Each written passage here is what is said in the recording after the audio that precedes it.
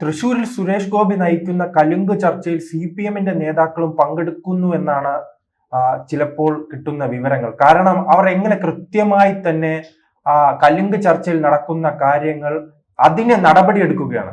കലുങ്ക് ചർച്ചയിൽ സുരേഷ് ഗോപി വിളിക്കുന്ന യോഗത്തിൽ ആരെങ്കിലും പങ്കെടുക്കുക, സാധാരണക്കാർ പങ്കെടുക്കുകയും അദ്ദേഹം അപമാനിച്ചു എന്ന രീതിയിൽ വാർത്ത വരും. പിന്നീട് നാം കാണുന്നത് ആ വീട്ടിലേക്ക് CPM നേതാക്കൾ ഓടിയെത്തുന്നതാണ്.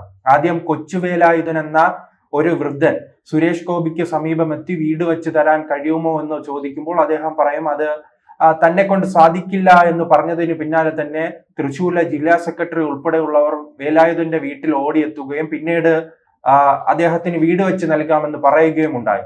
നാം നോക്കണം, ഇത്രയും വർഷമായി കമ്മ്യൂണിസ്റ്റുകാർ ഭരിച്ച, കമ്മ്യൂണിസ്റ്റിന്റെ MLA ഉള്ള, കൗൺസിലർ ഉള്ള, അതോടൊപ്പം തന്നെ അവിടെയുള്ള എല്ലാ സംവിധാനങ്ങളും കമ്മ്യൂണിസ്റ്റ് പാർട്ടിക്ക് അനുകൂലമായ ഒരു സാഹചര്യമുള്ള നാട്ടിലാണ് കൊച്ചിലെ വേലായുധൻ അവസാന ഘട്ടത്തിൽ സുരേഷ് ഗോപിയുടെ സഹായം അഭ്യർത്ഥിക്കുന്നത്.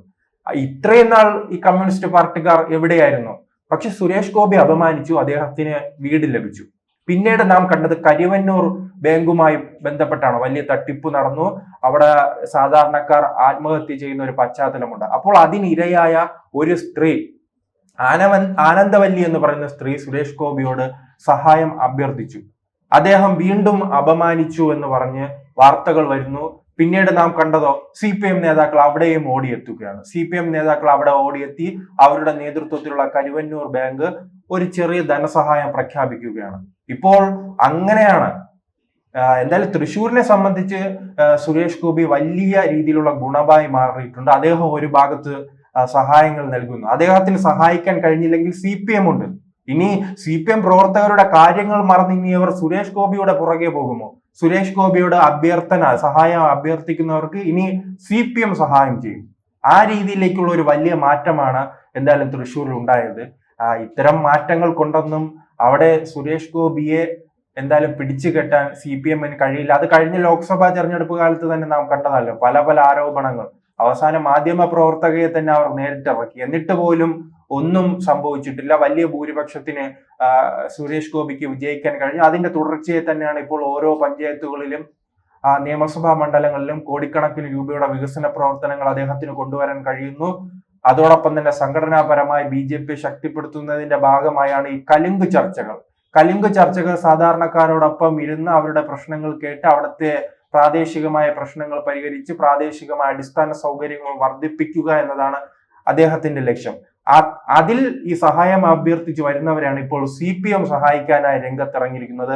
എന്തായാലും ചർച്ച ഒരു വിജയമാണ്. അത് പോസിറ്റീവ് ആയാലും നെഗറ്റീവ് ആയാലും സാധാരണക്കാരന് ഗുണം ലഭിക്കുന്നുണ്ട്. അത് തന്നെയാണ് ഇപ്പോൾ BJP ലക്ഷ്യമിടുന്നത്. സംഘടനാപരമായി നോക്കുകയാണെങ്കിൽ അവിടെ തൃശ്ശൂരിലെ കോർപ്പറേഷൻ ഉൾപ്പെടെയുള്ള പല പഞ്ചായത്തുകളും പിടിച്ചെടുക്കുക എന്നത് BJPയുടെ പ്രഖ്യാപിത ലക്ഷ്യമാണ്. അതിനുവേണ്ടിയുള്ള തുടർച്ചയുള്ള പ്രവർത്തനങ്ങളാണ് നാം കണ്ടുകൊണ്ടിരിക്കുന്നത്. അതുകൊണ്ടാണ് തൃശ്ശൂരിന്റെ നാനാഭാഗങ്ങളിലെത്തി ഇത്തരം ചർച്ചകൾ സുരേഷ് ഗോപി എന്ന കേന്ദ്രമന്ത്രി തന്നെ സംഘടിപ്പിക്കുന്നത്. പണ്ട് ലോക്സഭാ തെരഞ്ഞെടുപ്പിന് മുൻപ് സുരേഷ് ഗോപി ഇത്തരം ചർച്ചകൾ സംഘടിപ്പിച്ചിട്ടുണ്ട്. അത് കോഫി വിത്ത് SG എന്ന് പറയുന്ന ഒരു ചർച്ചയാണ്. ആ ചർച്ചയുമായി മുന്നോട്ട് പോയത് കൊണ്ടാണ് അദ്ദേഹത്തിന് ഈ 75,000-ലധികം ഭൂരിപക്ഷം നേടി ജനങ്ങളുടെ മനസ്സിൽ അവിടെ ജാതി മത ഭേദ വർണ്ണ വർഗ വ്യത്യാസമില്ലാതെയായിരുന്നു വിജയം. യുവാക്കളുടെയും അതോടൊപ്പം തന്നെ സ്ത്രീകളുടെയും എല്ലാം വലിയ രീതിയിലുള്ള വോട്ട് സുരേഷ് ഗോപിയിലേക്ക് എത്തി. അതുകൊണ്ട് തന്നെയാണല്ലോ 2 ലക്ഷത്തിൽ നിന്നും അദ്ദേഹത്തിന് 4 ലക്ഷത്തിലേക്ക് തന്റെ വോട്ട് വർദ്ധിപ്പിക്കാൻ കഴിഞ്ഞത്. അതിന്റെ ഒരു തുടർച്ച തന്നെയാണ് സുരേഷ് ഗോപി അവിടെ ലക്ഷ്യമിടുന്നത്. പക്ഷെ ഇത്തരം കാര്യങ്ങൾ, ചെറിയ സുരേഷ് ഗോപിയുടെ കാര്യങ്ങളിൽ വലിയ വിവാദമാക്കി അദ്ദേഹത്തിന് മൈലേജ് കൂട്ടാനാണ് എന്തായാലും ഈ CPM-ന്റെ ശ്രമം. എന്തായാലും ഈ കലുങ്ക് ചർച്ച കൊണ്ട് ഒരു വനിതയ്ക്ക് സാമ്പത്തികമായ സഹായം ലഭിക്കുകയും വർഷങ്ങളായി വീടില്ലാതിരുന്ന കൊച്ചുവേലായുധന് വീട് ലഭിക്കുകയും ചെയ്തിട്ടുണ്ട്. ഇത് ഇനി എന്തായാലും സമൂഹ മാധ്യമങ്ങളിൽ ഇപ്പോൾ പറയുകയാണല്ലോ, സുരേഷ് ഗോപിയുടെ വീട്ടിൽ ക്യൂ നിൽക്കുകയാണ്. വർഷങ്ങളായി CPM-നോട് സഹായം അഭ്യർത്ഥിച്ച് കിട്ടാതിരുന്ന പലരും സുരേഷ് ഗോപിയോട് പറയുകയാണ്, നിങ്ങൾ എന്നെ ഒന്ന് അപമാനിക്കൂ, എന്നാൽ ഉറപ്പാണ്.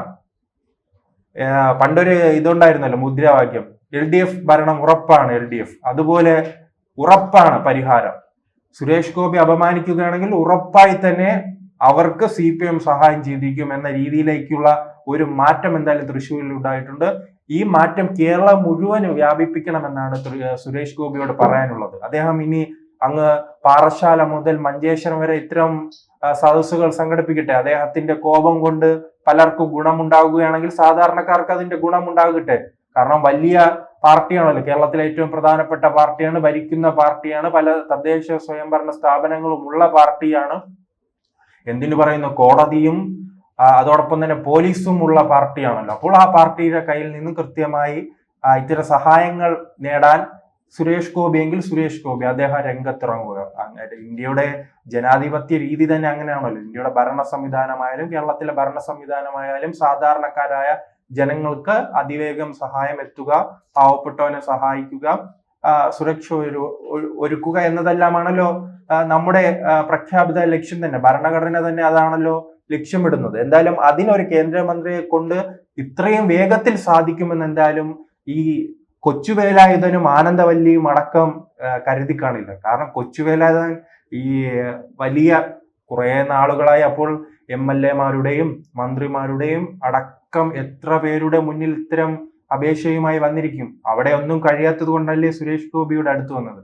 അദ്ദേഹം അപമാനിച്ചു വിട്ടപ്പോൾ അദ്ദേഹം കരുതി കാണില്ല ഇത്രയും വേഗത്തിൽ തനിക്ക് വീട് ലഭിക്കുമെന്ന്. അത് തന്നെയാണ് ആനന്ദവല്ലിക്ക് ലഭിച്ചിരിക്കുന്നത്.